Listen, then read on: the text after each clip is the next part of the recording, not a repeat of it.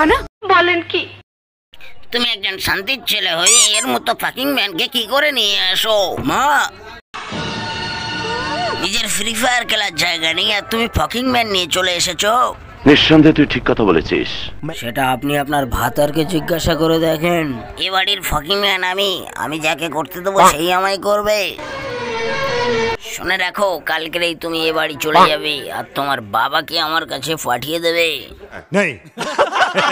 ও মারবো না রাত্রে হ্যান্ডেল, মারবো না দুপুরে হ্যান্ডেল, লম্বা হতে বোধহয় আর আমি পারবো না, দেখে পানু আমি লুকিয়ে নেব বিচিরে, তুই হাঁক দে চল ছুঁচিয়ে দিতে রাজি রে, হ্যান্ডেল মেরে লম্বা হতে আর পারবো না।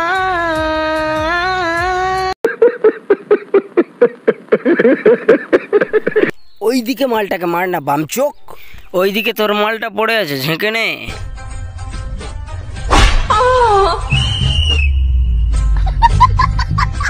কাল রাতে কি তোমার মেন্স হয়েছিল? তাহলে এত জোরে চেঁচাচ্ছ কেন? আসলে এটা তো অশ্বলিঙ্গ, আমি নিতে পারছি না। ঠিক আছে, আস্তে মারবো না, ডগি স্টাইলে মারো। ঠিক আছে, আমি চেষ্টা করছি। এইবার ঠিক আছে।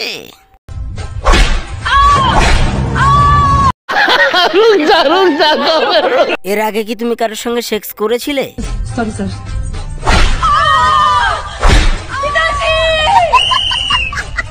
এটা আমার অশ্বলিঙ্গ, সহ্য করো, সত্যিই মজা লাগবে। Sorry sorry sorry sir.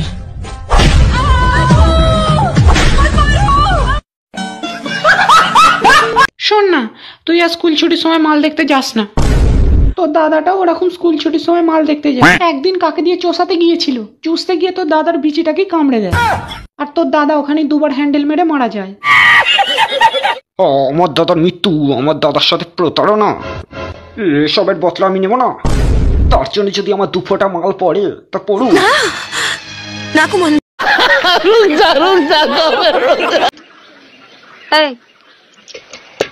তোর হাতে ওটা কি রে? বেলুন। ফেল ওটা, এক্ষুনি ফেল। কোত্থেকে পেয়েছিস ওটা? বল কোত্থেকে পেয়েছিস? ওইখানে দাদা বান্টু থেকে বার করে দিল। কানে কথা যায়নি? বললাম তো ফেলে দিতে। এক চড় মারবো। বলেন কি? বেলুন নাকা। আই গোপাল, বাড়ি যা, অনেক পরিষ্কার হয়েছে। এনে ধর বেলুন। ঠিক বলেছো।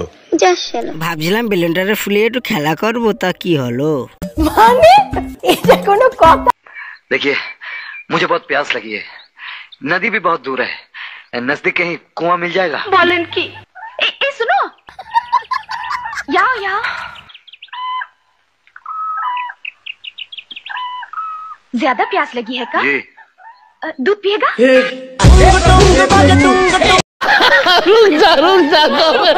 हमारी प्यास कभी नहीं मिटा पाओगे मोहित। साफ साफ बोलो, तुम कहना क्या चाहती हो? हमें बहुत सारा सेक्स चाहिए।